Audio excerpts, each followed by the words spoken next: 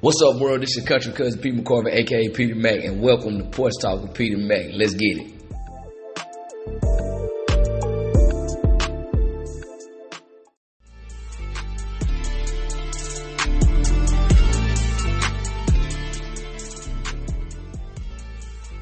What's good, family? This is your country cousin Pete McCorvey, aka Peter Mac. Welcome you back for another episode of Porch Talk. Second week back. Glad to be back with y'all. I'm glad to have a space that I can come back to talk to y'all on a consistent basis.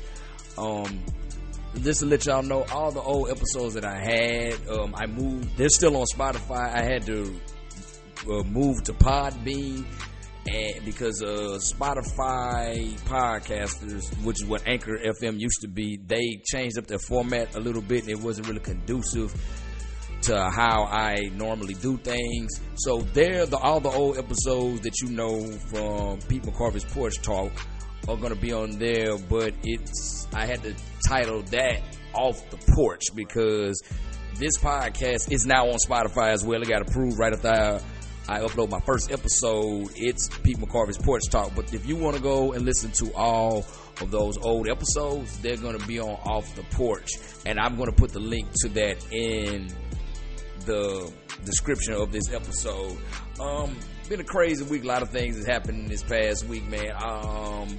So yesterday, because it's Saturday when I met, so yesterday, which is Friday, did y'all see what happened with all the IT settings for a lot of things around, especially a lot of the airports and the airlines and stuff? Everything went down, like flights. Nobody knew what was going on with their flights, connecting flights, anything like that. Just like all of, the whole IT infrastructure just crashed, and people just freaking out, losing their minds. I'm not gonna lie to y'all. I've been screaming this for years about this.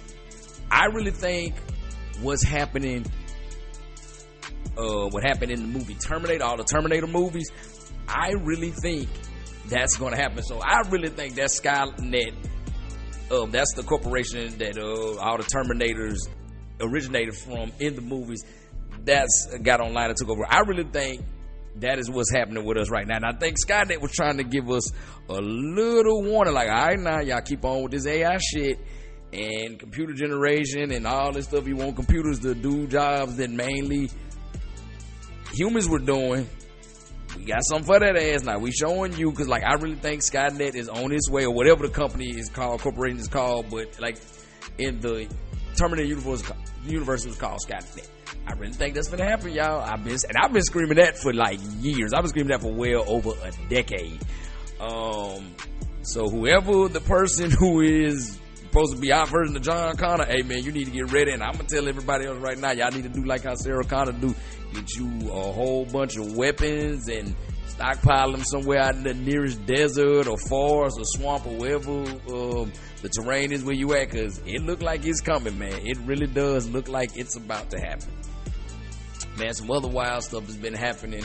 I saw that Janae Aiko had a concert this past week in Atlanta, and they had a big ass brawl in the lobby. I believe it was looked like the State Farm Arena.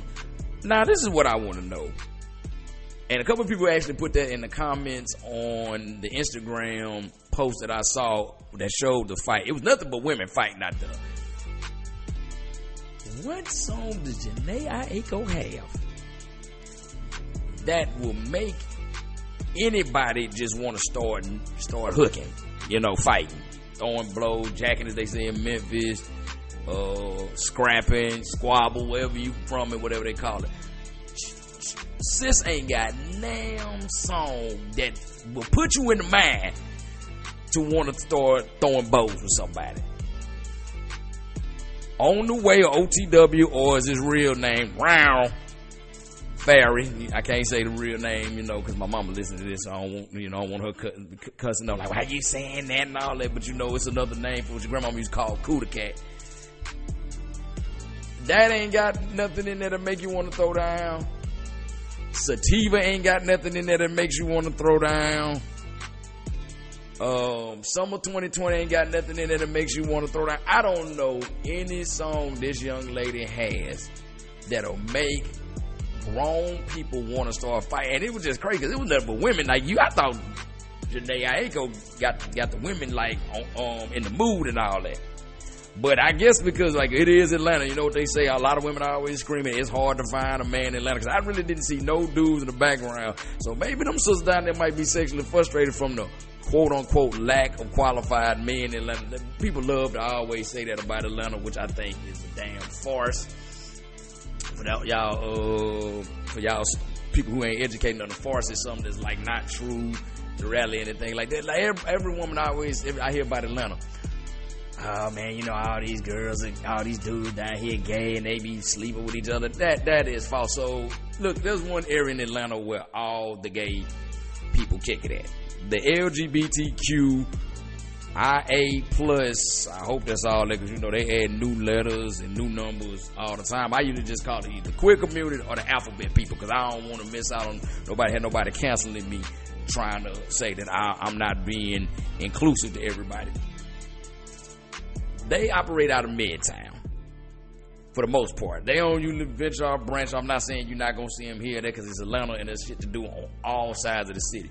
But they stay to themselves and they don't bother nobody. They don't go out there with all that, they be recruiting. No, they don't. Man, I remember when I first moved to Atlanta back in 2012. I remember, I'm not going to lie, I was a little uncomfortable around like gay people. Like, I'm from Mississippi, so you know you really didn't have them. We had them, but we didn't have them like out in the opening like how it is now in 2024 and how it was in Atlanta and San Francisco for decades.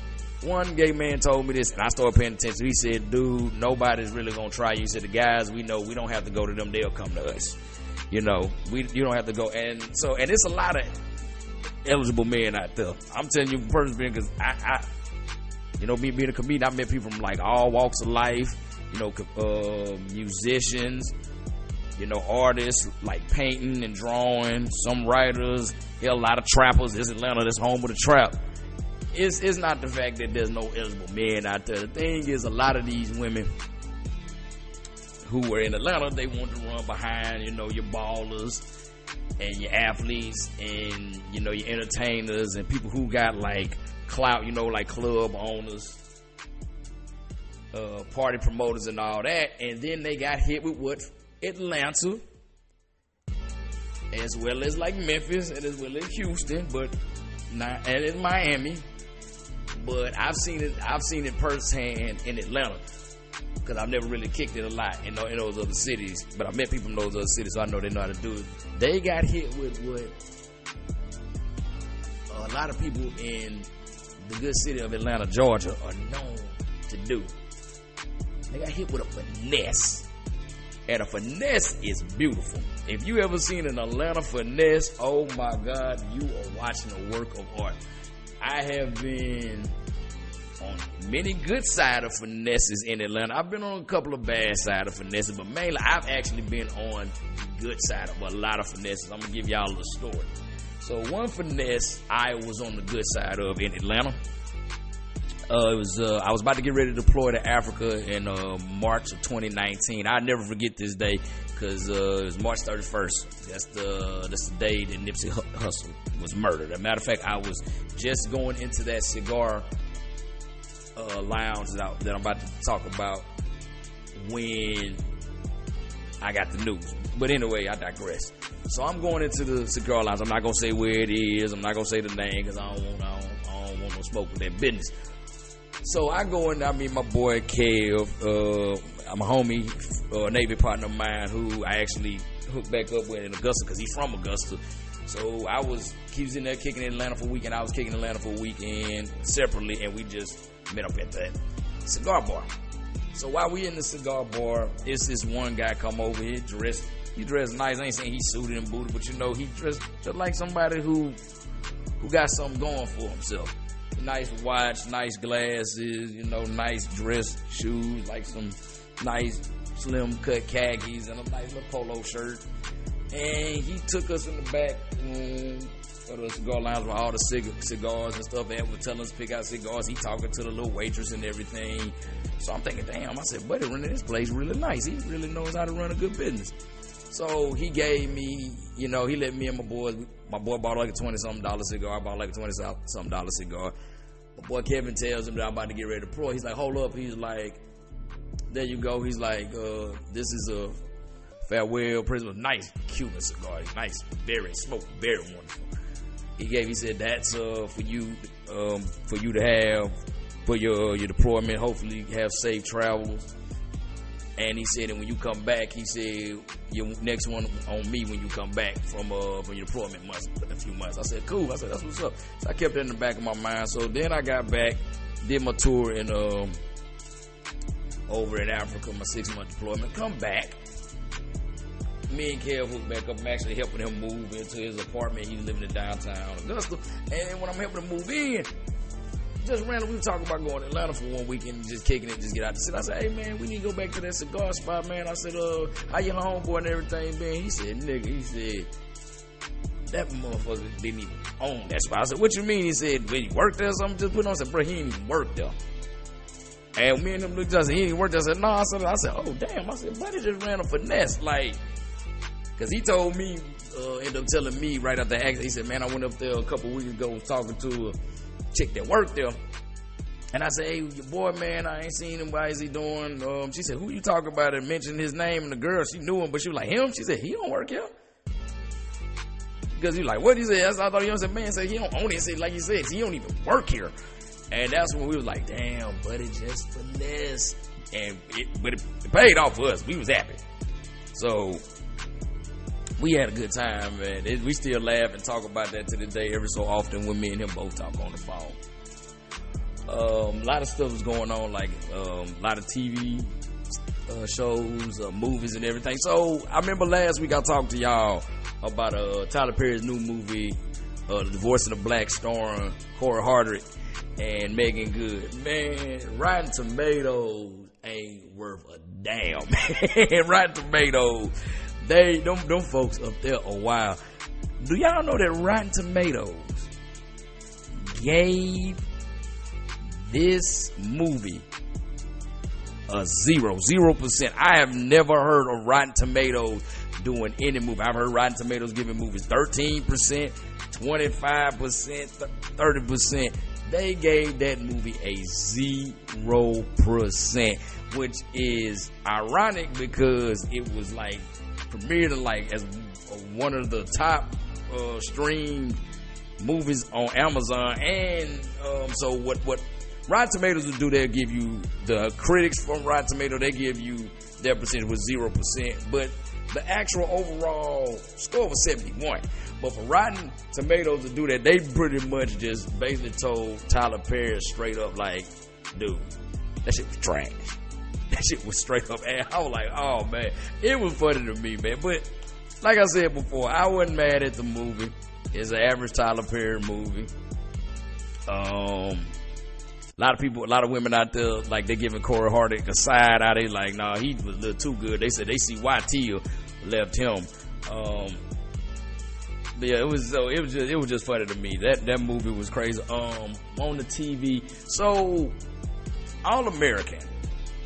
I've loved All American, one of my favorite shows. I thought the season was over. Apparently, they just had another episode, and in this episode, we actually see Spencer and Olivia get married. Now, I don't understand. I thought that when he won the Super Bowl, that was it. I thought that was the end of the season and all that. So I didn't understand why we needed to see them get married. We could just imagine all that, because it's like these episodes that they have now of All American, they're just dragging. And I said, I kind of started to turn the side eyes to All American during season 5 when they had half of the season them in high school, then in the middle of the season they just all of a sudden jumped to college, and now the timeline is just flying. I'm just like, wait a minute, they was just, they go to college, next thing you know, it's senior season, they playing for the national title. Asher has a baby. JJ is like, he going through sobriety. It was too much happening in too short a time. Because I'm on Facebook. And when I'm on Facebook, I see a lot of reels, and I go back and they show reels from like when it was season 1. And I love the writing in season 1, y'all, because writing in season 1, because for the longest time, for the first couple of episodes, I thought that Spencer and Olivia and her brother Jordan, I thought they was like brother and sister, because they was trying to show Spencer and Olivia getting together, and I was like, oh no, that might be your sister, dog, don't do that. But they, if you watch the show, you saw that they explained what happened with Spencer's dad, so Billy Baker wasn't his dad. But it's just like, now it's pretty much 90210. Beverly Hills 90210. I'm an older guy. I'm 35 years old. So if you grew up in the 90s, you know about Beverly Hills 90210. And it's pretty much a very diverse version of Beverly Hills 90210 with a football.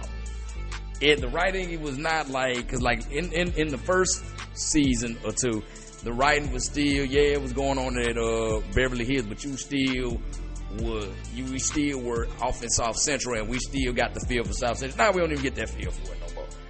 It's just all over the place. And then on top of that, with Daniel Ezra, the young man who plays Spencer's character, he's not going to even return in season 7 as a regular. Like, I guess he's going to be guest starring and all of that.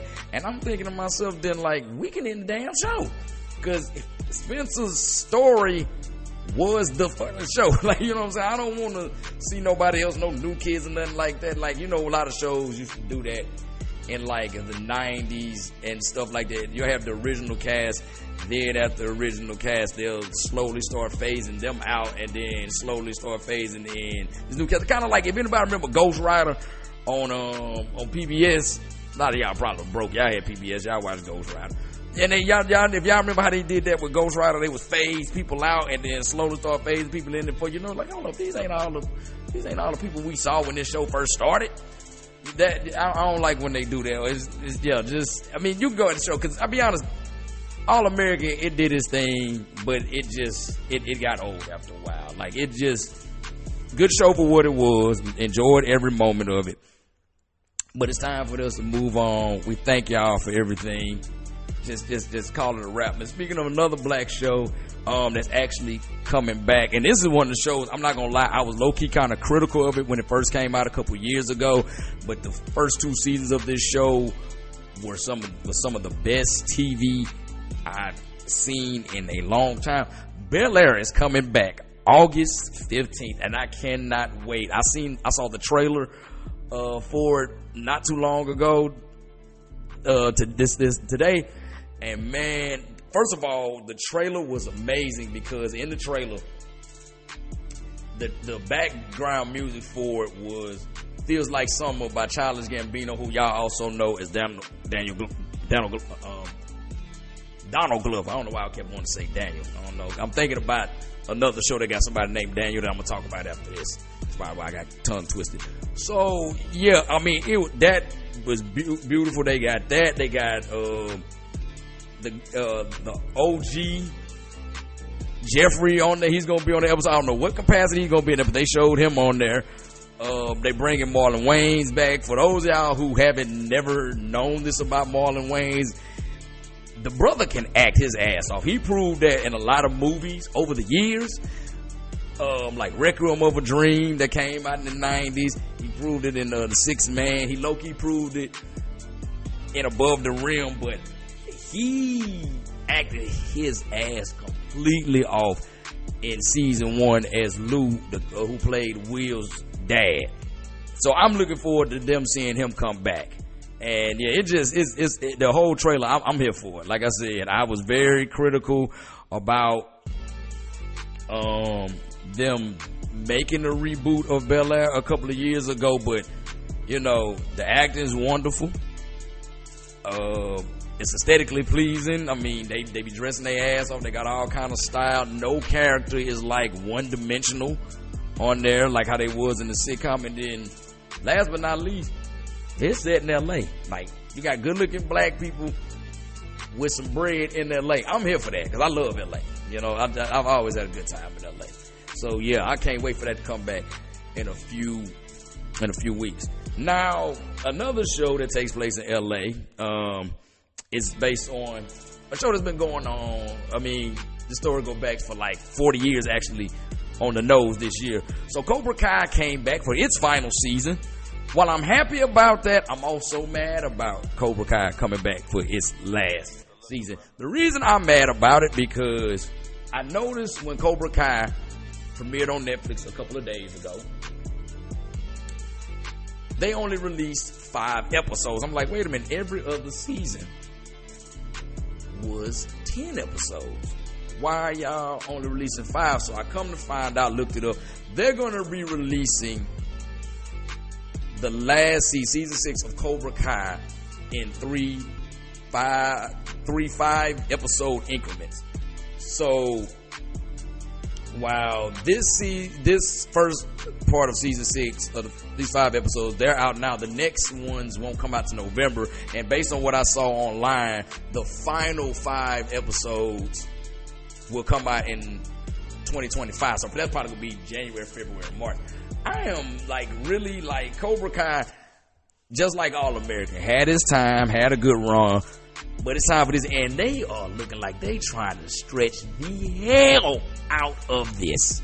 Like, let this show end. Like, first of all, I don't know how many fights these people can get into everywhere around Los Angeles County. Because for one, Daniel-san and Johnny, like I said, number one thing about this show, I'm a big fan of the writing, because the first season we saw, Johnny wasn't much of an asshole as he was in the movie, and Daniel-san was really kind of a jerk who asked for some of the shit he got in the original Karate Kid movie that a lot of people have been saying about for decades. So they didn't make either one of them the good guy or the bad guy. They both flawed, and all the characters, they're flawed. So I love that writing aspect, that everybody's well-rounded. Nobody is perfect, and we don't root for everybody all the time.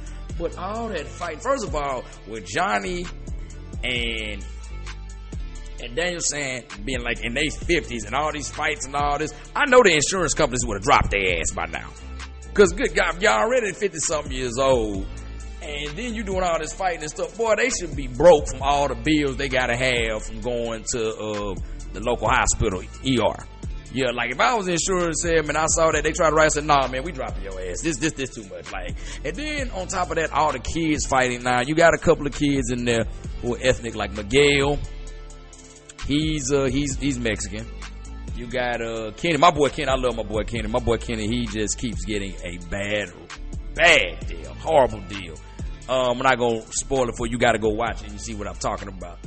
Kenny's African American. You got a couple other kids of other ethnicities in there, and all these kids are fighting. Every time you see them, they at school, they fighting. They go to the arcade or something, they fighting. They go to like little hangouts, they fighting. Hell, I'm just gonna say, spoiler alert, one episode, Miguel and Hawk and Dimitri go visit a local college. One of their past one of their friends that used to be in the dojo with them, he's pledging, finds out that the big brothers don't want him to join, and he tells them to stand, and they fight in the frat house on the college campus. Now, this is one thing I've been saying. I told my friends, this is LA County. A lot of these kids are ethnic. I know these kids got cousins in East Los Angeles, Compton, Watts, Long Beach, Inglewood. Guns would have came into play by now. They would have definitely came into play. It's supposed to be so. A lot of these little kids supposed to get their ass shot up by now. So it's just unrealistic. It's all the fight. Like, how many fights y'all gonna have? Like I said, season 1, I'm like, oh damn, they getting in karate. Season 2, like, oh, they getting in karate. Season 3, like, okay, karate. And season 4, like, okay, they fighting again. Season 5, like, god damn, like, how much fight y'all gonna do? But the acting is superb. I give it that. Like, it's some good acting, but just the storyline, y'all dragging it out. Like I said, they really trying to milk it for all it is. But we need to wrap up Daniel-san and Johnny Lawrence stuff. We need to wrap their story up. It needs to come to an end. Like, it's been 40 years. How much else can y'all drag this on? It's time to wrap it up, Netflix. Before I get about it, I'm gonna talk about what's going on in the sporting world, but mainly the NBA Summer League world. So,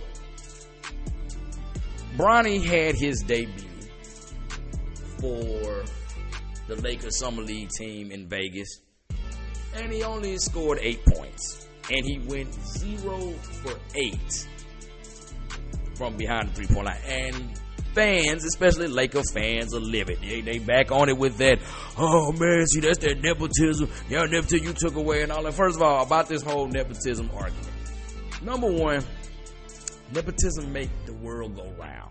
It shouldn't be that way all the time, but it's a way of life, and it always has been. Like, all these Laker fans is getting mad. They're like, I can't believe it. Bronny came here. LeBron's ruined this. First of all, if y'all knew anything about your organization, you would know that the Lakers are owned by Jeannie Buss.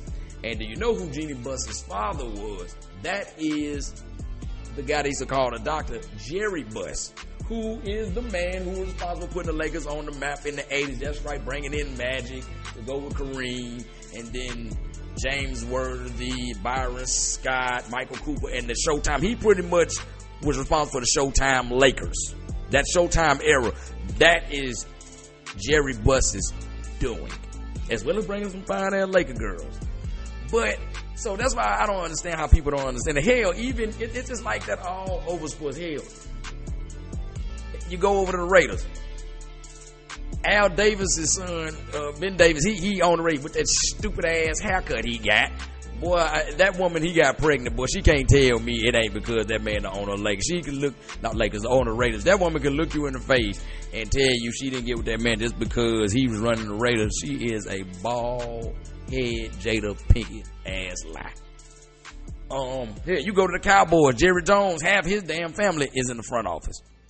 But everybody kills me because they saying all this about Bronny, but the number 2 overall pick for the Wizards, Alex Sarr, debut, goose eggs, no points, nothing across the board.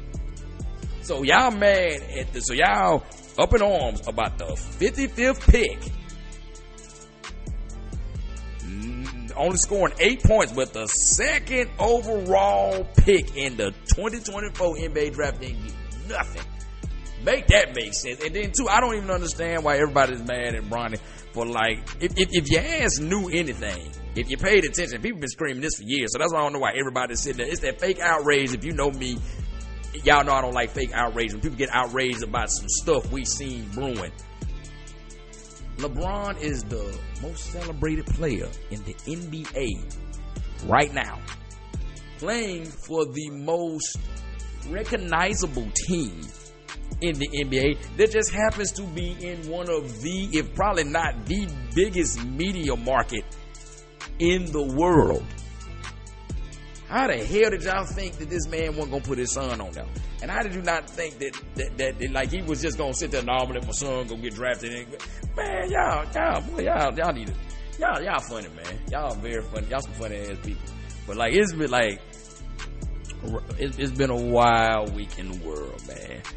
Wild week in the world. All I'm gonna say is drink your water.